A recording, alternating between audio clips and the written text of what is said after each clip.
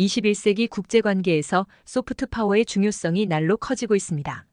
하버드 대학교의 조셉 나이 교수가 처음 제안한 이 개념은 군사력이나 경제력과 같은 하드 파워와 대비되는 것으로 문화, 가치관, 정책 등을 통해 다른 나라의 선호에 영향을 미치는 능력을 말합니다.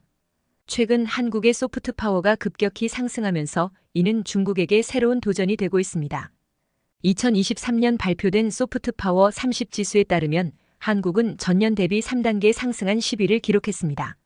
이는 중국 25위를 크게 앞서는 순위로 아시아 국가 중에서는 일본 7위 다음으로 높은 순위입니다. 특히 문화 영향력 부문에서 한국은 상위 5위권에 진입했는데 이는 K-팝, K-드라마 등 한류 콘텐츠의 글로벌 인기를 반영한 결과입니다. K-팝은 한국 소프트 파워의 천병 역할을 하고 있습니다. BTS는 2023년 한 해 동안 전 세계에서 1200만 장 이상의 앨범을 판매하며 비영어권 아티스트로는 최초로 빌보드 차트 1위를 4번 연속 달성했습니다. 블랙핑크는 유튜브 구독자 8,500만 명을 돌파하며 전 세계 아티스트 중 1위를 기록했습니다. 이들의 영향력은 단순한 음악의 영역을 넘어 패션, 뷰티, 라이프스타일 전반으로 확대되고 있습니다. K-팝의 성공에는 팬덤 문화와 소셜미디어의 역할이 큽니다. 2023년 트위터 보고서에 따르면 K-팝 관련 트윗은 전년 대비 30% 증가한 80억 건을 기록했습니다. 팬들은 단순한 소비자를 넘어 적극적인 홍보자, 때로는 공동 창작자의 역할을 하며 K-팝의 글로벌 확산에 기여하고 있습니다. 중국 내에서도 K-팝의 인기는 여전히 높습니다. 2023년 중국 최대 음악 스트리밍 플랫폼인 QQ뮤직의 통계에 따르면 상위 100곡 중 30%가 K-팝이었습니다.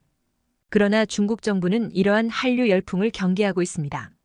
2023년 8월 중국 국가광전총국은 연예인 팬덤 문화 규제 강화 지침을 발표하며 특히 해외 아이돌에 대한 과도한 추종을 제한하는 조치를 취했습니다.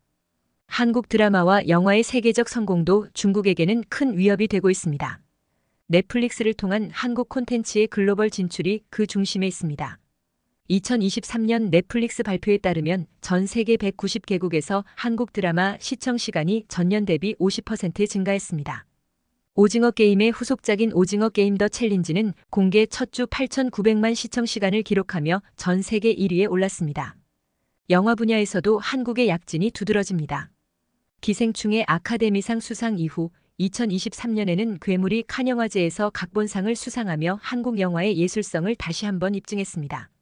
이러한 성과는 중국 영화 산업에 직접적인 위협이 되고 있습니다. 2023년 중국 영화 시장에서 자국 영화의 점유율이 처음으로 60% 아래로 떨어진 것에 대해 중국 영화계에서는 한국 영화의 영향력 확대를 주요 원인 중 하나로 지목하고 있습니다. 한식의 세계화 또한 중국을 긴장시키고 있습니다. 2023년 국제식품박람회에서 김치가 세계 10대 슈퍼푸드로 선정되었고 불고기는 미국 식품 전문 매체 테이스트 아틀라스가 선정한 세계 100대 음식 중 12위를 차지했습니다. 특히 김치의 글로벌 인지도 상승은 중국과의 김치 파우차이 논쟁을 재점화시키는 계기가 되었습니다. 한식은 건강식으로서의 이미지도 굳건히 하고 있습니다.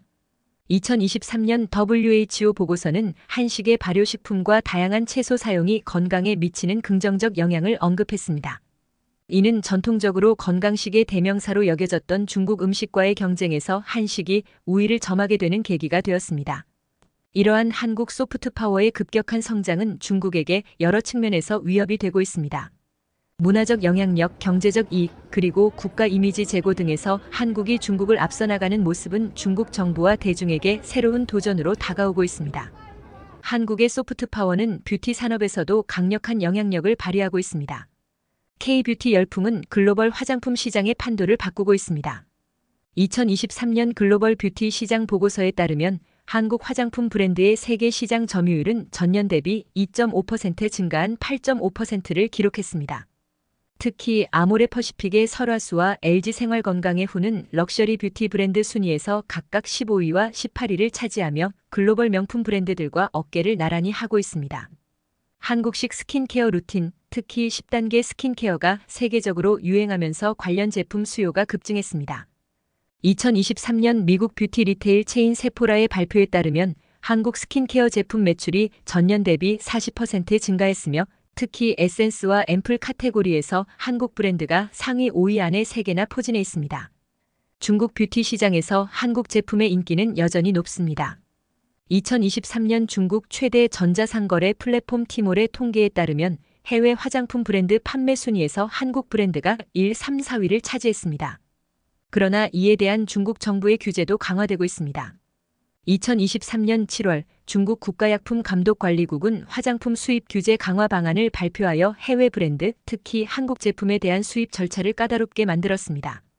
한글과 한국어 학습 열풍도 중국을 긴장시키고 있습니다.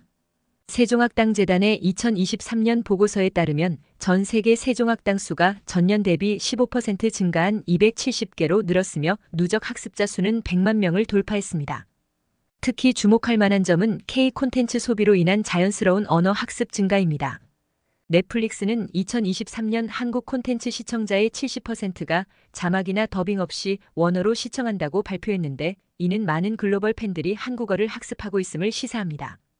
이러한 현상은 중국어와의 경쟁 구도를 형성하고 있습니다. 2023년 미국 대학위원회의 발표에 따르면 AP 한국어 과목 응시자가 전년 대비 25% 증가한 반면 AP 중국어 응시자는 5% 증가에 그쳤습니다. 또한 공자학원의 전 세계 설립수가 정체를 보이는 가운데 세종학당은 지속적인 성장세를 보이고 있습니다.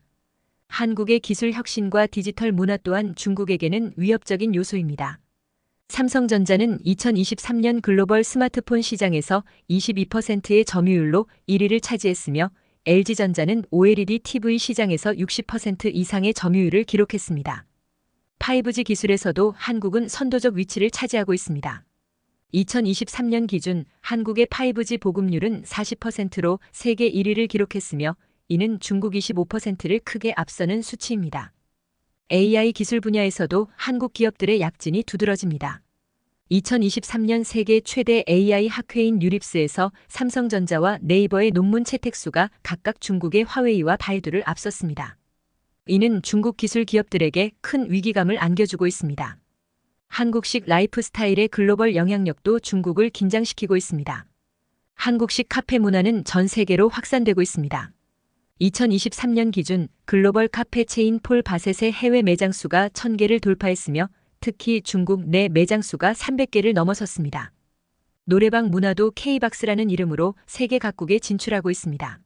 한국 패션의 영향력도 무시할 수 없습니다.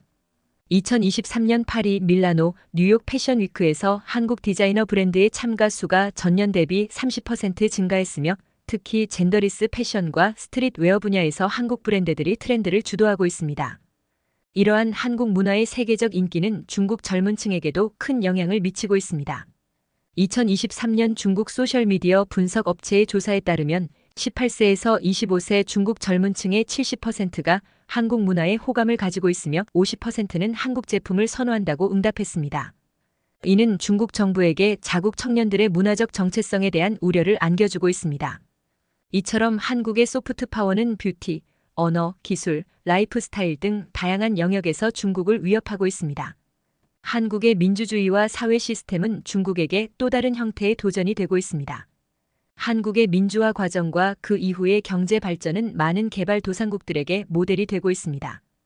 2023년 유엔 개발 계획의 보고서는 한국을 민주주의와 경제 발전의 성공적 융합 사례로 꼽았습니다. 특히 한국의 투명성과 언론 자유는 국제사회에서 높은 평가를 받고 있습니다.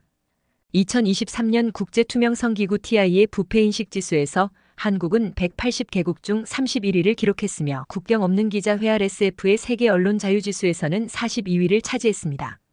이는 중국 부패인식 지수 66위, 세계 언론 자유 지수 175위과 큰 대조를 이룹니다. 이러한 한국의 사회 시스템은 중국 체제의 잠재적 위협이 될 수 있습니다. 특히 중국 젊은 세대들 사이에서 한국의 자유로운 사회 분위기에 대한 동경이 커지고 있다는 점이 중국 정부의 우려를 자아내고 있습니다. 한국 정부의 문화 외교 전략도 주목할 만합니다.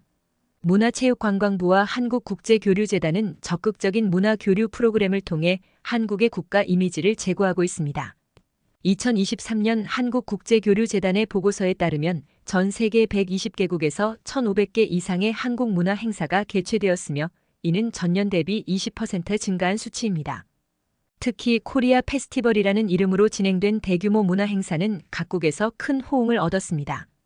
이에 비해 중국의 문화 외교 정책은 상대적으로 경직된 모습을 보이고 있습니다.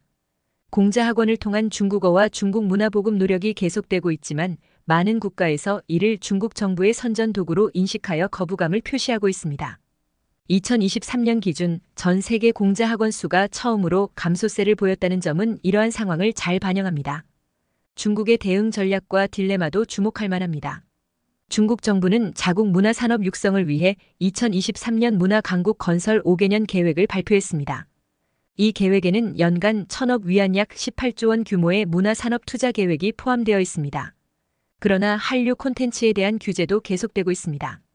2023년 8월 중국 광전 총국은 외국 예능 프로그램 수입 제한 강화 지침을 발표하여 한국 예능의 수입을 사실상 금지했습니다.